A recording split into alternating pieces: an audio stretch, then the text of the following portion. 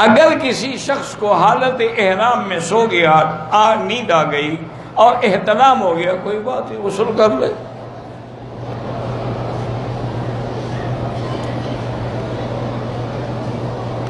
ایک مولوی کہتا ہے کہ مولانا محدث دہلوی ہر مہینے پیسے اکٹھے کر کے میلاد کرتے تھے۔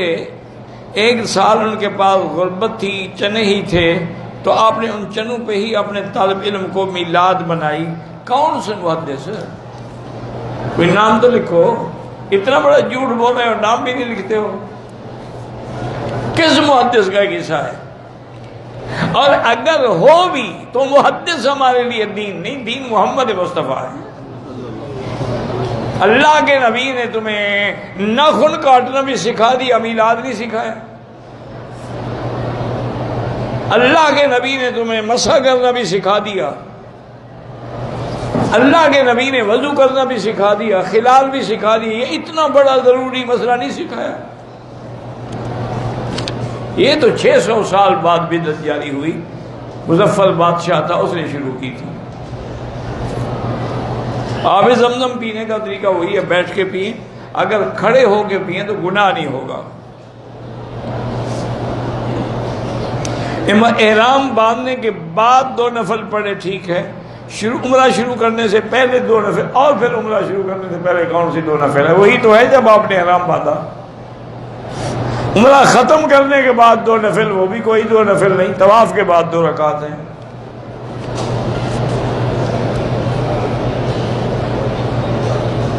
مسجد مدینہ منورہ میں اگر ہم نے اشراق پڑھنا ہے، مسجد نبوی میں پڑھیں یا مسجد قباء میں جا کے پڑھیں، کبھی وہاں پڑھو کبھی وہاں پڑھو، دونوں ثواب حاصل کرو۔ احرام کی حالت میں غلاف کعبہ کو ہاتھ لگا لیں، ہاتھ پہ خوشبو لگ جائے تو دم تو نہیں پڑتا، اچانک لگ جائے، تھوڑی لگ جائے، پھر دم نہیں پڑتا، لیکن فوراً دھو ڈالو۔ کلمہ طیبہ 70,000 دفعہ ہوتا ہے یا 1,00,000، جتنا پڑھ سکتے ہو پڑھو، اتنا تھوڑا ہے۔ مرنے والوں کے لیے سب سے پہلے دعا کرو، باقی قرآن پڑھ کے ثواب بھیجو، ان کے لیے صدقہ و خیرات کرو۔ وہم سے نکلنے کے لیے کیا پڑھیں؟ لا حول ولا قوت الا باللہ۔ خاندان والے حسد کرتے ہیں، وہاں بھی لا حول پڑھا کرو، بس تم نہ کیا کرو حسد، کیونکہ یہ مومن کی شان نہیں ہے۔ لا تحاسدوا ولا تباغضوا ولا تدابروا کونوا عباد اللہ اخوانا۔ حضرت نے فرمایا خبردار ایک دوسرے سے حسد نہ کیا کرو۔ اگر کوئی صبح نہار منہ پانی پیے تو جائز ہے؟ ہاں جی بالکل جائز۔ کیوں جائز نہیں ہے؟ وجہ بھی بتاؤ نا کہ جائز کیوں نہیں ہے؟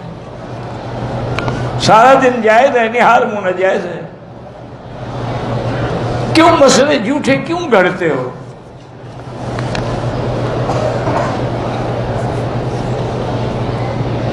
مولانا قاری افتخار صاحب نے سلام کا، اللہ ان کو جزائے خیر دے، علیہ السلام ورحمۃ اللہ۔ میں آپ کے لیے دعا کرتا ہوں تندرستی کے، آپ کو اللہ جزائے خیر دے، لیکن میرا خیال ہے آپ دعا نہیں کرتے، دعا کرتے تو میں ٹھیک ہو گیا ہوتا۔ یہ رسمی دعا ہے، ہاں جی ہم آپ کے لیے دعا کرتے ہیں، کب؟ یہ یاد ہی نہیں ہوتا۔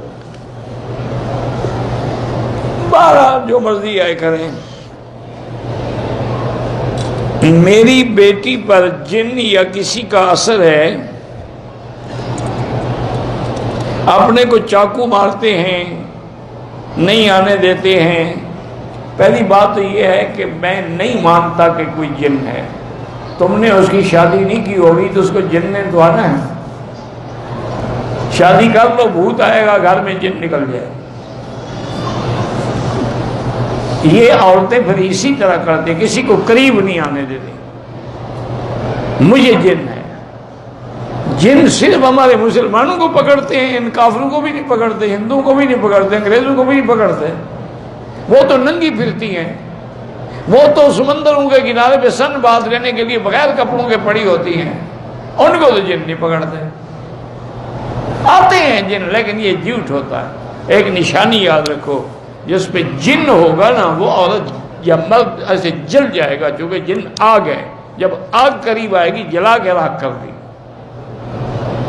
ہٹی کٹی ہے، میک اپ کرتی ہے، 3 دفعہ کھانا کھا جاتی ہے جن؟ کوئی جن شن نہیں۔ اگر ہو تو پھر سورۃ البقرہ پڑھ کے دم کرو، روضہ رسول کی حاضری نصیب ہو، جب سامنے کھڑے ہوں تو الصلاۃ والسلام علیک یا رسول اللہ، الصلاۃ والسلام علیک یا حبیب اللہ، جو آپ کو آتا ہے پڑھتے رہیں، چلتے چلتے نہیں، بے ادبی ہے۔ ہر نماز کے بعد بھی صلاۃ والسلام نہیں پڑھنے، درود شریف پڑھتے رہو۔ کسی جگہ بیٹھ کے صلاۃ والسلام صرف سامنے، ریاض الجنہ کا وہ نشان لگا ہوا ہے، وہاں ستون بھی سفید ہے اور قالینوں کا رنگ بھی الگ ہے۔